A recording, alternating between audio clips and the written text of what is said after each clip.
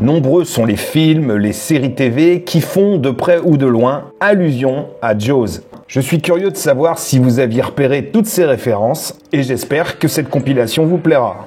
Une des références les plus connues est sans nul doute Retour vers le futur 2. Sur l'affiche, on pourra noter que la réalisation de Jaws 19 est d'un certain Max Spielberg. Max Spielberg n'est autre que le fils de Spielberg qui, à l'époque de la sortie du film, était encore un enfant. Dans le film Piranha 3D d'Alexandre Aja, la scène d'ouverture nous présente un Richard Dreyfuss habillé exactement comme son personnage de Matt Hooper dans Jaws.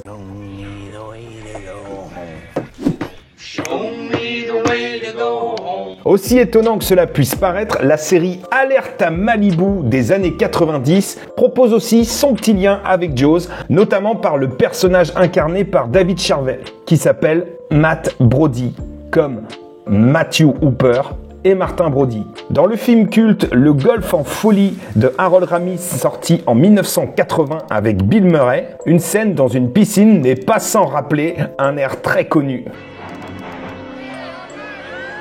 Dans le film 1941, la scène d'ouverture présente des traits tout à fait similaires avec la scène d'ouverture de Jaws. À la différence que là, la jeune femme n'est pas attaquée par un requin, mais par un sous-marin.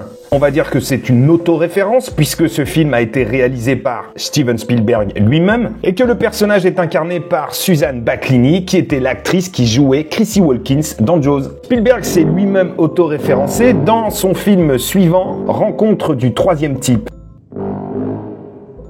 Il faut dire que Steven Spielberg aime beaucoup les clins d'œil, les références, les easter eggs. Et c'est pas nécessaire d'avoir vu Ready Player One pour s'en rendre compte. Pour l'anecdote, toutes les tenues que porte le personnage de Dennis Nedry dans Jurassic Park ressemblent comme deux gouttes d'eau à celles portées par les enfants des Goonies, un autre film qu'il a produit. Mais ce qui nous intéresse ici n'est pas tant sa chemise hawaïenne ou son ciré jaune, mais plutôt la façon dont il passe le temps plutôt que de faire son boulot dans le film. Observez donc ce qui se diffuse sur son écran. Le film apparaît parfois discrètement, glissé dans le film Marathon Man, La colline à des yeux, mais également dans des séries TV comme dans La chambre de Dawson.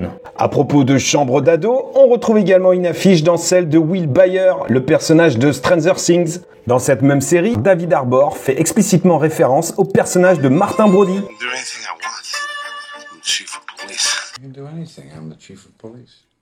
Est-ce nécessaire de préciser que son personnage se nomme Hooper ? Et au cas où vous ne l'aviez pas remarqué, dans Walking Dead, on peut retrouver dans un bocal la tête de Ben Gardner. Tant qu'à rester sur une série TV, connaissez-vous le lien entre Jaws et Columbo ? Dans un épisode, Columbo enquête sur le milieu des studios de cinéma. Il se retrouve notamment dans ceux d'Universal et il s'autorise à faire des commentaires sur le succès d'un film récent, Les Dents de la Mer. À l'écran, on reconnaîtra un requin, mais également la grande pancarte d'Amity. Mais ce clin d'œil n'a rien d'un hasard, puisqu'il faut savoir que le tout premier épisode de la série Columbo a été réalisé par un certain Steven Spielberg. Bon, je vais pas faire un bis repetita de la précédente vidéo.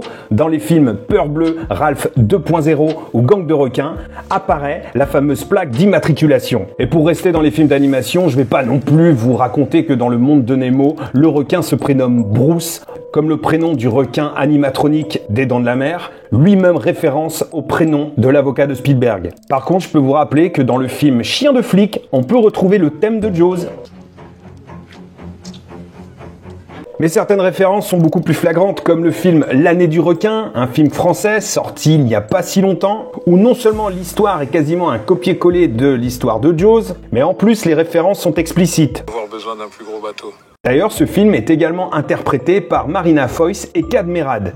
Et pour le coup, Kad Merad n'est pas à son coup d'essai. Vous avez vu Les Dents de la Mer ? Oui. Puis j'ai vu ce film, je peux pas aller dans l'eau si je vois pas mes pieds. Comme quoi, on peut dire qu'en France, on aime Jaws. Pour finir cette vidéo, j'évoquerai le film de Kevin Smith de 1994, Clerks, qui s'amuse à jouer aux Dents de la Mer avec un tacos et une sauce piquante. Et rien que cette phrase nous permet de faire un point commun entre la série Friends et la pub Citroën. Bref, il y a sans doute encore des centaines de références qui pourraient donner lieu à une autre vidéo, mais j'ai envie de m'arrêter là pour ces anecdotes satisfaisantes.